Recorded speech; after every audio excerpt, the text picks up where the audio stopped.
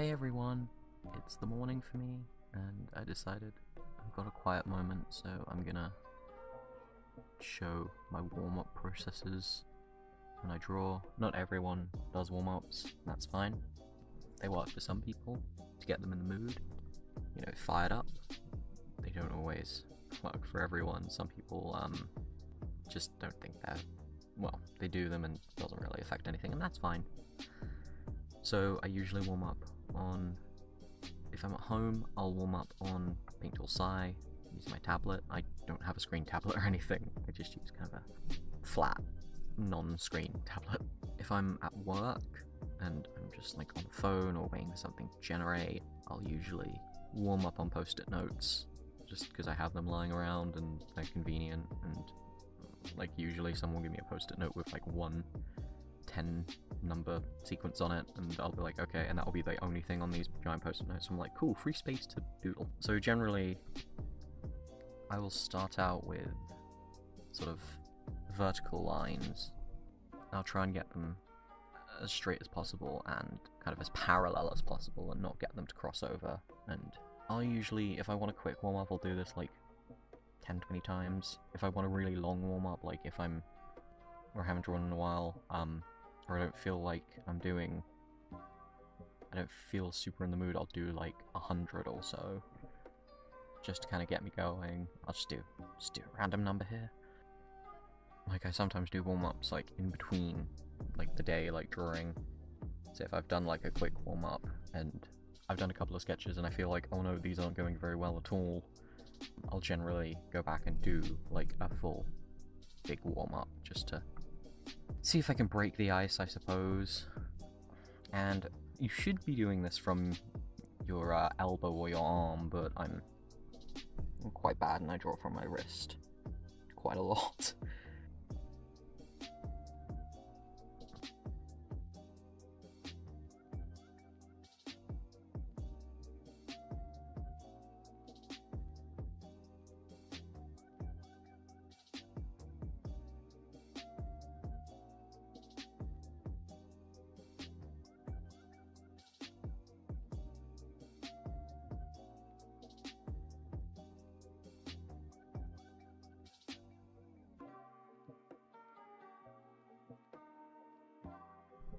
So, done a line of verticals. Now it's time to go for horizontal, which I infinitely suck more at. I don't know why, I just can't do them very well. I can never get them as straight or as quick as I do the vertical lines, but hey, it could be worse. And I always have to fight the urge to like rotate the canvas, and I'm like, that defeats the object of doing them. But my brain is just like, yeah, if you rotate the canvas, this is easier. And I'm like, yeah, but that's not what I want to do. I'm trying to warm up. I'm trying to do it in the complicated way. So, I've just woken up. It's the Saturday, 21st of April. Got a hot cup of tea. Don't know what the day holds, but it was meant to storm today. It doesn't look like it's storming. It's a bit cloudy and that's about it, but hey, that's British weather for you. I usually listen to music while I warm up, or podcasts. I find lo-fi is a good relaxing drawing music. Or I've been listening to a lot of Starset recently. I went to a concert in Bristol, and it was really good. Like, aesthetically, it was incredible. Like, the set, the suits they were wearing, it was really cool. Yeah, I went with my best friend and my fiance, who I don't think that was my fiance at the time. I think it was after.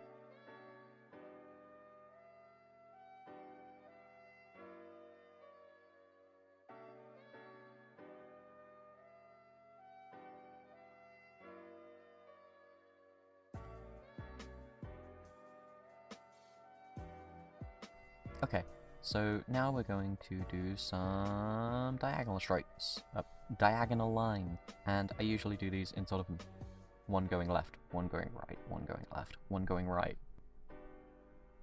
I can do these better than the horizontal lines, generally. I'm not sure why. My wrist just... my arm just doesn't seem to enjoy going in certain directions, which is fine, I guess. Like, that's what rotating the canvas is for. And when I draw, traditionally, I draw on like a A4 or A5 sketchbook, so I can rotate that as well.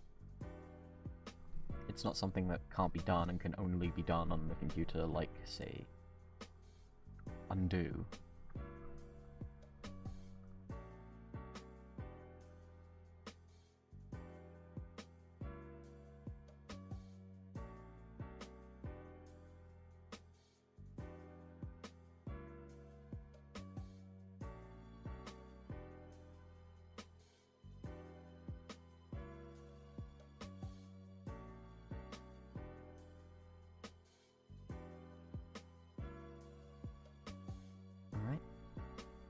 So now I'll just fill in the kind of the white space between them.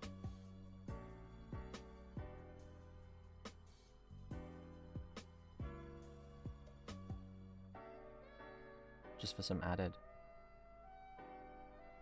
little warm-ups there.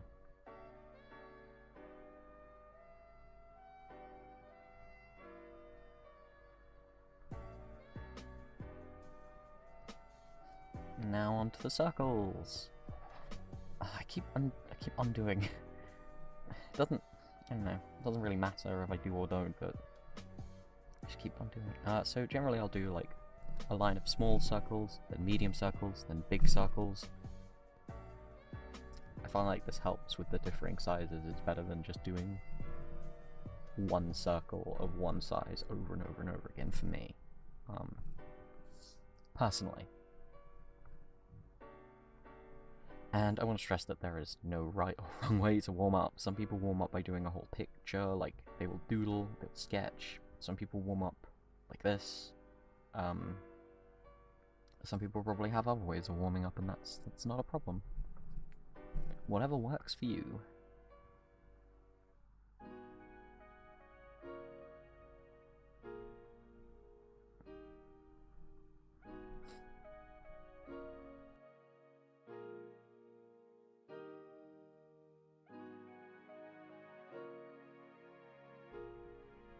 And I picked these up from a video by Maya Kern.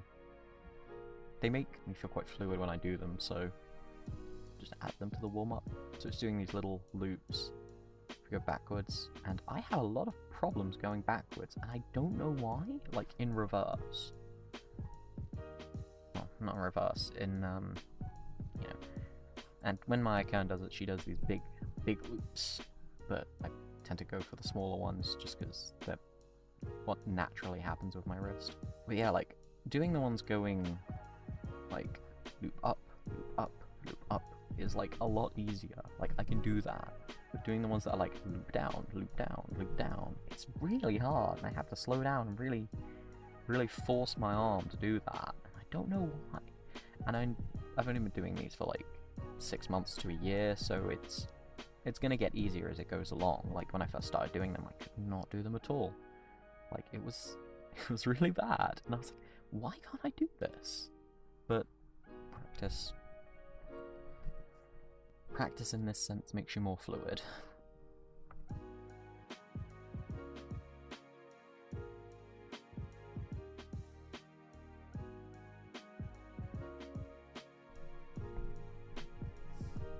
So after this, I move on to doing boxes. Very big staple of drawing. And I used to do all boxes of the same size, but now I've moved on to doing boxes of different sizes and rectangles and like sometimes at weird angles as well, because I feel like it's a lot more representative of what I draw and how I draw than just front on box.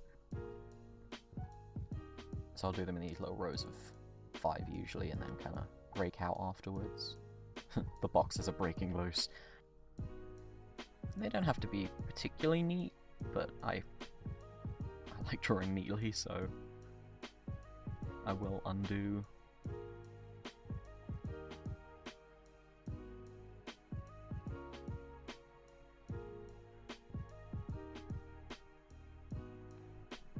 I'm trying to fit things into a specific, like, trying to make them curve against the other boxes is quite nice.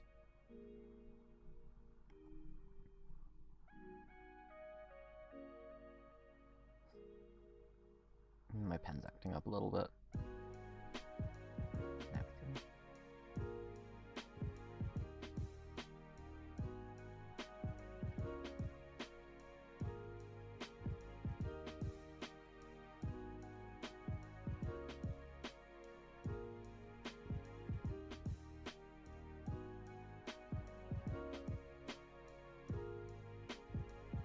Do some more, because I don't know. I feel like I'm not really doing too well on the box front. And with warm-ups, you can go super fast or you can go super slow. It doesn't really matter. It's whatever suits you. Sometimes I'll do them in like 5 minutes. Sometimes they'll take like half an hour. Especially if I keep getting distracted or something.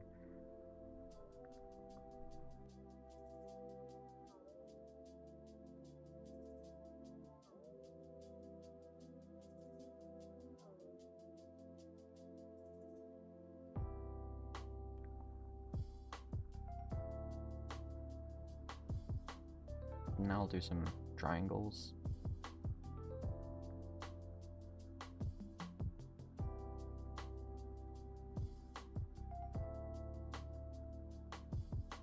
And I'll have them point up and down and up and down, kind of thing. Just for a little bit of variety.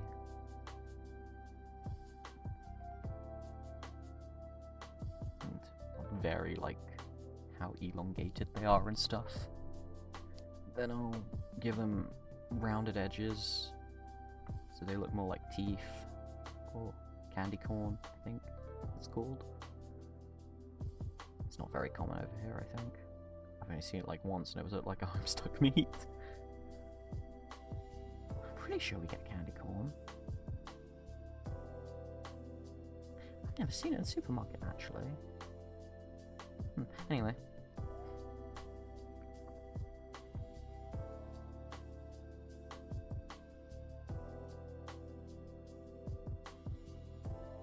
So doing this I have to go a little bit slower, just so I get the right sort of rounded to the edges.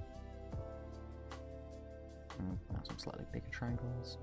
And sometimes after I've done the boxes and the circle, well, the squares, the circles and the triangles, I'll try and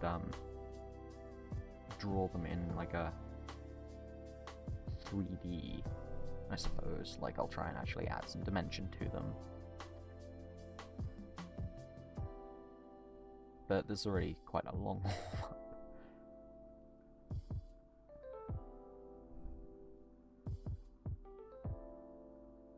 I'll go for some sort of ovals, and I'll start trying to connect them up.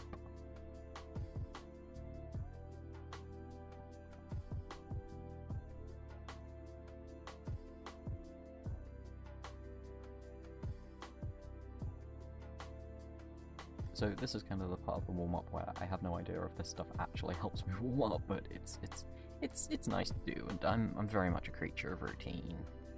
I have some very strong routines that I don't like to deviate from, so now that I've done them a couple of times, I feel like it doesn't feel right if I don't do them.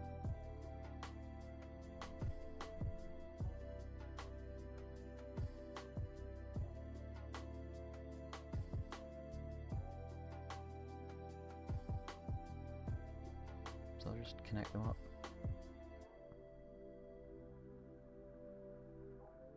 Make some weird shapes. This one kind of looks like a vase or a vase. I don't know how most people pronounce it. Like a utensil to keep flowers in. Just move that. Oh, this is a very weird vase. You would not see this in a pottery.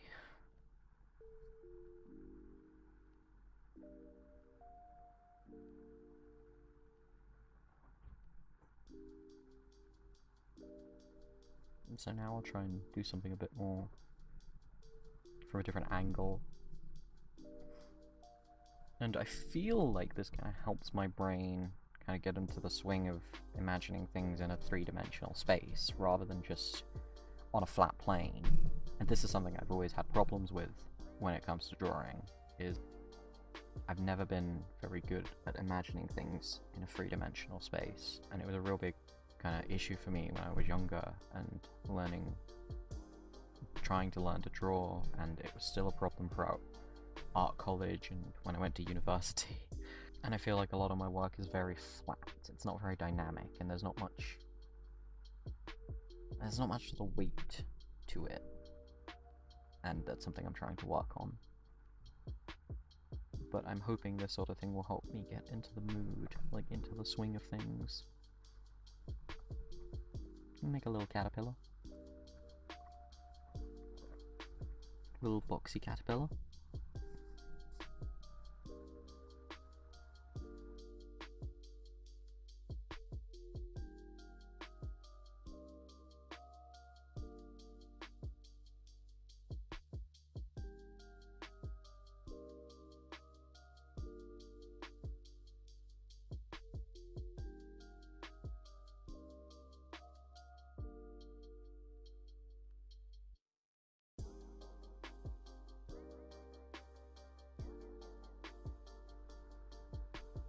I don't know if anyone else does this, probably not, it's probably just me, I'm probably just weird. I'll close my eyes, do a big squiggle, and then I will fill in the parts of the squiggle with lines, sometimes vertical, sometimes horizontal, sometimes following the shape of the lines that surround them. And I have no way of it, I don't know if this helps in any way, it's just fun for me. It's just filling in blank space, which is nice. I've come out with some weird shapes which actually look like things, like, I came up with one that looked like a cat once, which was nice, and I was like, huh.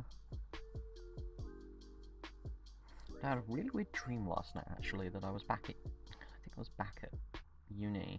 I did illustration at uni, and, they were like, for your final assessment, you need to do a single painting, like a traditional painting or something, and it has to be based on something political. And I was like, oh jeez, oh lord. I had no idea, and I was just like trying to desperately black, how can I work like pigeons into this or something? And I found a politician called the Pigeon King or something, and I was like, right, I'm gonna draw him surrounded by pigeons. I have no idea. Like, I've been out of uni for 2 years, why am I dreaming about like my final project? For my actual final project, I did like a little book on cryptids and creatures from folklore. I did stuff like the Jersey Devil, the Loch Ness Monster, yeah, I think I did Mothman. I did Kappa. There's a bunch more. I'll have to dig out the book at some point. So as I do this, some of the parts of the shape make much more of a three-dimensional look to them because of how I've curved the lines. And it's just a bit of fun. Even for like people who do art as a career, like even for professional illustrators, you've got to have time to have fun, in my opinion. Yeah, weird shape. Lots of weird shapes, actually. So generally I can do this a lot quicker, but, you know.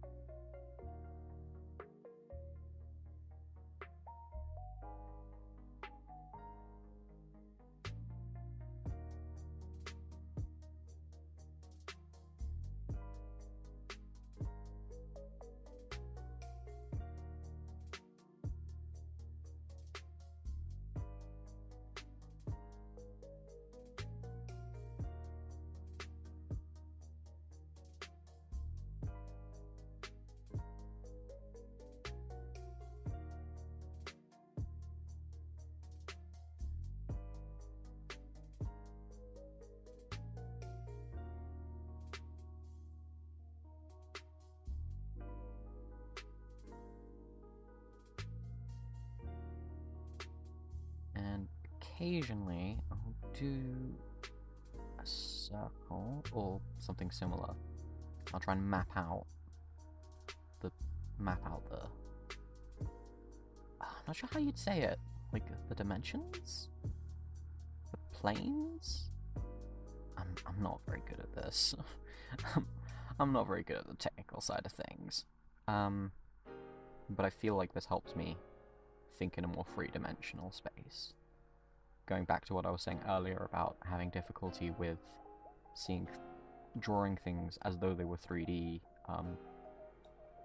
rather than just flat, which is a concept it's taken me a very long time to kind of understand, and it was something that one of my best friends said when I was younger, and I really took to heart, not in a bad way, but she said, it seems like with my art, one of the biggest problems tends to be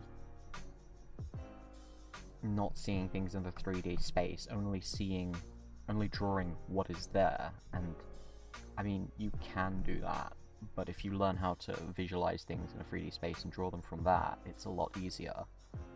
And oh god, I think she said this like 7 or 8 years ago. And I've always kind of had it in my mind as I practice, is like, think about this in like a 3D, like what's behind this, what shapes, how do the shapes that make this up look, how do their planes work? And it's something that even though I try and remember all the time, I do forget.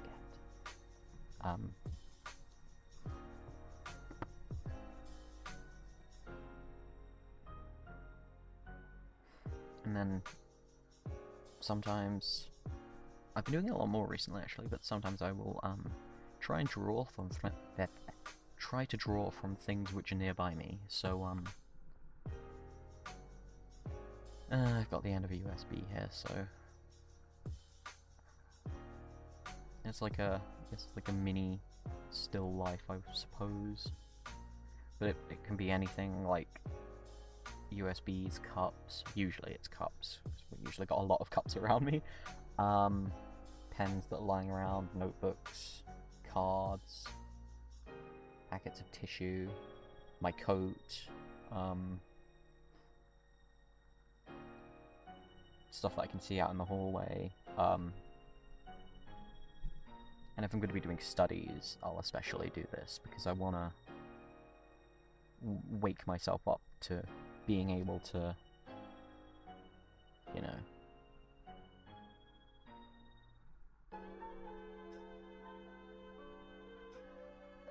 I want to wake myself up to being able to transfer something that I see to something on paper.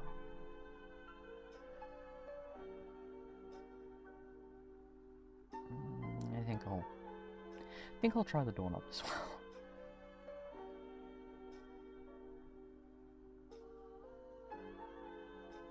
And I'll try and make it up from really, really simple shapes. Like, sometimes I'll try and directly draw what I see, like with the USB, and then sometimes I'll actually try and draw the shapes and then try and fill in the lines to better get what direction they're going in, to get a better flow of it. And on the subject of flow, another thing that I struggle with is gesture drawing.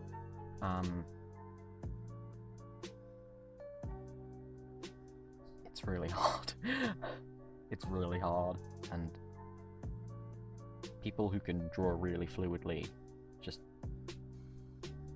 absolutely congratulations to them. It's one of the hardest things for me. Everything I draw looks really static to me, and I'm not sure if it does to other people, but and I feel like that comes back to that whole 3D space thing as well, is like once you master like the concept of drawing things in the 3D space,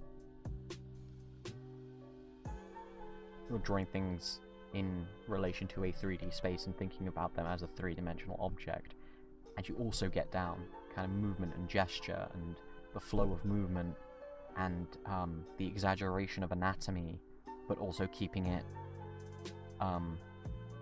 within a set of rules within the picture. And this sounds really weird and pretentious, but I feel like that's when you get like the really incredible artists, like the kinds of people who go on to make ridiculously successful stuff.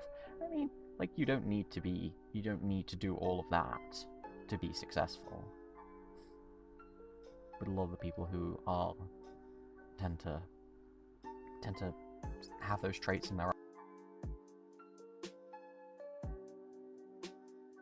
and I am not one of them. I'm practicing my best. I'm just gonna add a bit of shading, lighting. This doorknob is really wonky. I'll fix that later. One of the great things about the computer, the transform tool, especially if you get like a line just wrong, like it's almost right, just a little bit more curve to it and it'd be better, kind of thing. Like, the transform tool is great, and I don't know, I don't think there's any shame in using it. Like, less so now, but when I first started as like practicing art seriously, probably back in college, like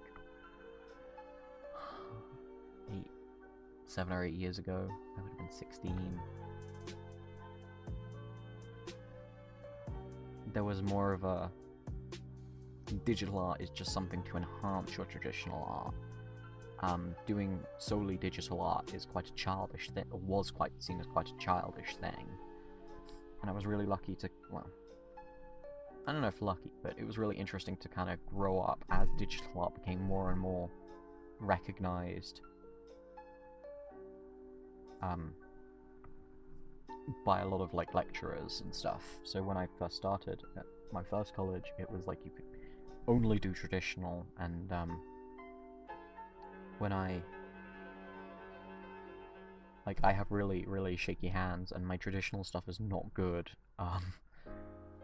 Like, I use the stabilizer on Psy to its fullest extent.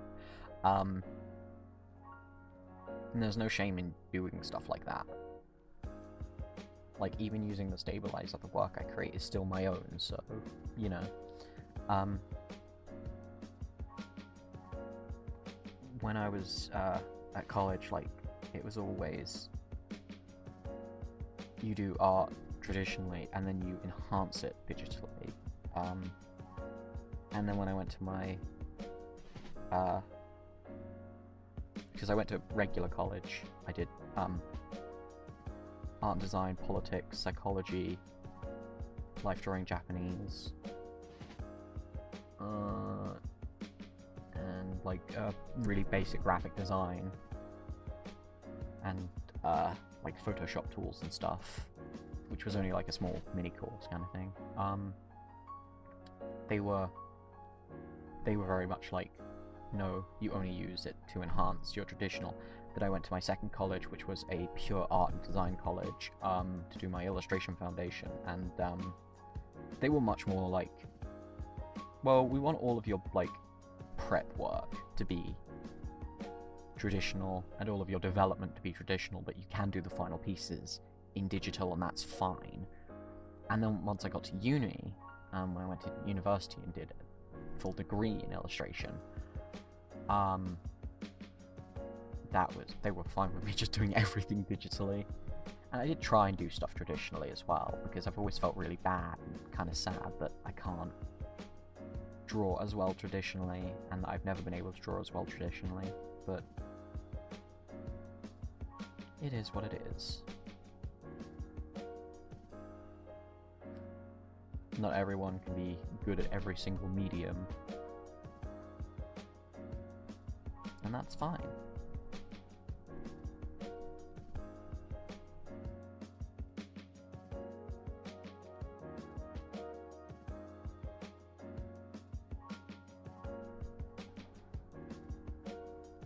If you turn it to the side, it kind of looks like a cup, like a little chalice sort of deal. So, referring back to what I'm talking about, it's got kind of a weird curve to it, and it doesn't look quite right. Like, the curve on the one side is far too up, So I'm just gonna use the transform tool to bring it down a little bit. And bring that up a little bit. And I'm looking directly at the doorknob as I do this, like, and this does mean that other parts of it look a little bit off, but it looks a lot more realistic. Not realistic, a lot more true to how it looks in front of me.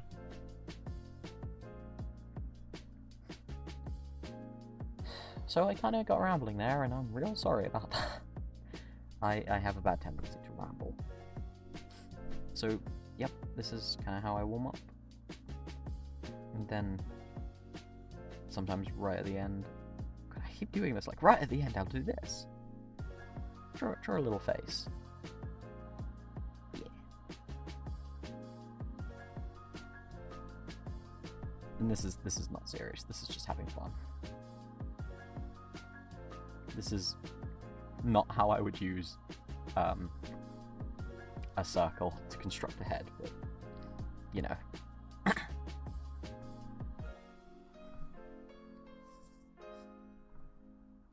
And yeah, like, throughout this, actually, I should say, I have been stretching out my wrist and my arm. Like, every time I take a little pause, and I've kind of edited out, I'm going to edit out the silence, I bend my wrist up and down, make circles with it, do stretches, just because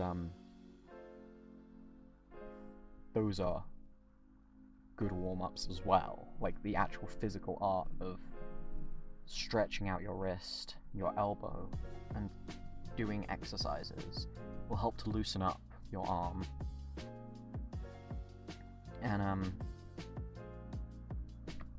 there's a lot of guides on the internet, pictures and videos about good warm-ups for your wrist. I don't feel confident enough to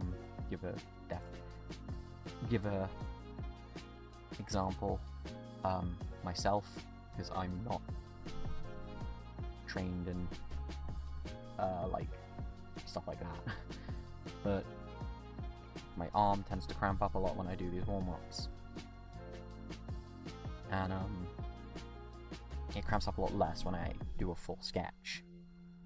I'm not sure why, but maybe it's because this is so much more controlled, and I try and avoid using any, like, I turn the stabilizer down real low, I try and avoid using transform, I'm doing it quite quickly, but stretching out and making sure your arm and your wrist is just as comfortable is just as important as these sorts of exercises, because at the end of the day, if you damage your wrist, you're not going to be able to draw. And I learned that the hard way back in college.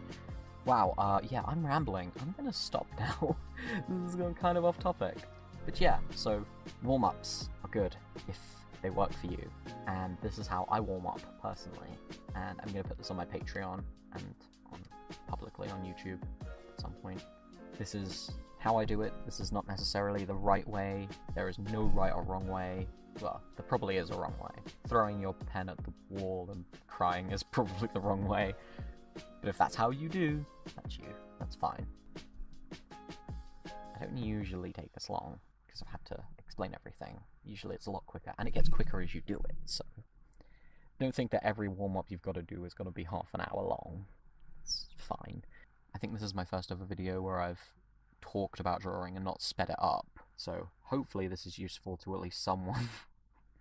But yeah, thank you very much for watching, and I hope you have a good rest of the day.